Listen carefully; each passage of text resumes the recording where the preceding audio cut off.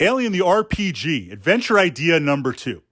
And I'm close. This one is almost done. I'm working on the tech on it right now to kind of figure out how to utilize it. Now, in the previous vlog, I was sharing an adventure idea. One of the things I love about this RPG is the scalability. You can play what they call cinematic mode, which is essentially a one-shot adventure. You have some characters. There might be a little bit of a backstory, but you go into the game knowing like, hey, I'm not going to advance. I'm not going to level up. I'm not going to develop this story arc. I mean, there might be a mini story arc within the adventure and you might go in trying to play something, but you're here to solve a mission. You're here to complete a scenario, complete an objective. Sometimes they're hidden. Sometimes they're not so hidden. But the game also allows you to play campaign play. So from that campaign play perspective, you can have a much, much larger adventure. Now, I have had the chance to play one of the published campaigns and my own campaign, but I really like the idea of cinematic play because I can bring in some players that are enthusiastic about the Alien universe. I can bring in some players that have never played an RPG before but are looking for that kind of survival horror. And it works really, really well. So we have the machinations of corporate powers trying to do what they're going to do in the Alien universe. And for this adventure, I'm still in D&D mode. For this scenario, we're going to be Zoom. We're going to be virtual, right? It's interesting over the past 2 or 3 years how remote play, kind of sidebarring to D&D for a second. It's interesting to see over the past 2 years how RPGs have shifted to whatever you want to call it, Zoom, virtual, Roll-D20, D&D Beyond type play. Yes, that existed before, but not in the capacity and it's kind of entered mainstream consciousness. Now, is one better than the other? That's a vlog for another time.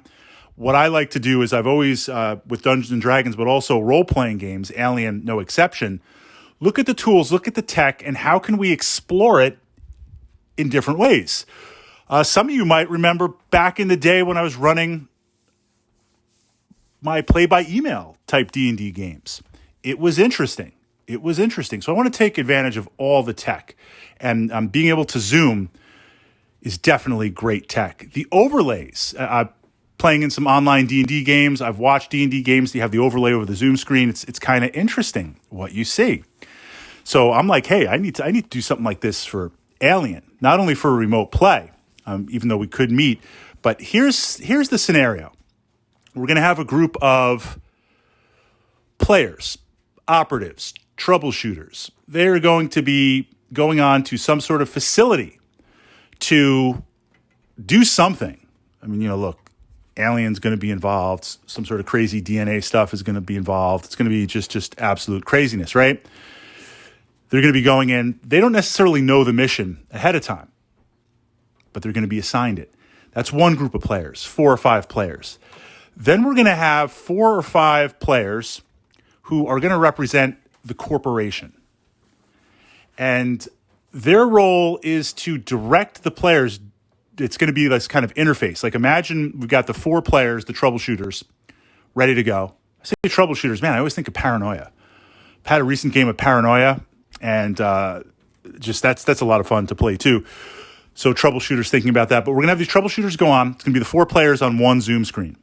Then we're going to have the corporate players on the other Zoom screen. They're in the back office back there on Gateway or something and piping in that info. We're going to be playing real time.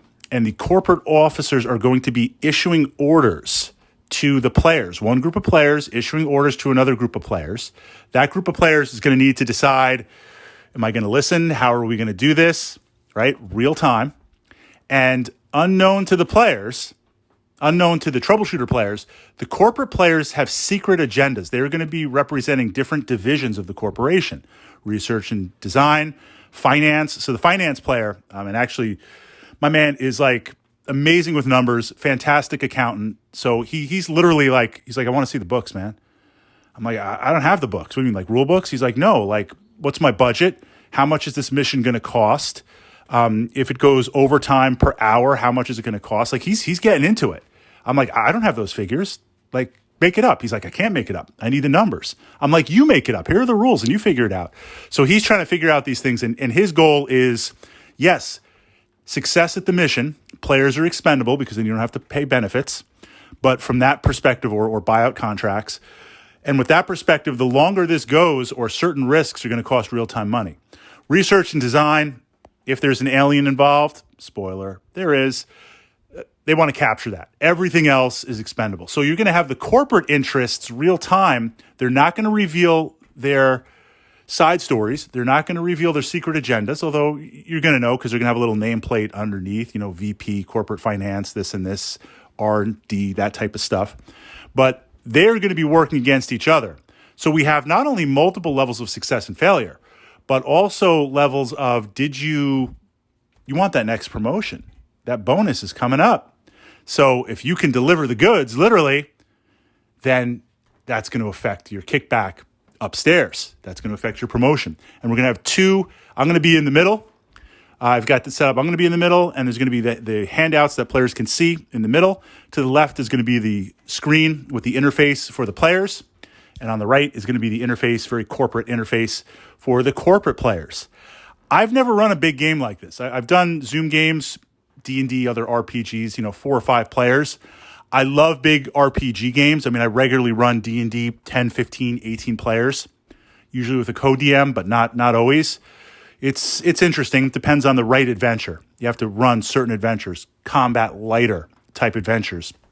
Or, side note, bigger games, combat is with bigger monsters, a single monster that has various effects, but essentially everyone's beating up on that one monster.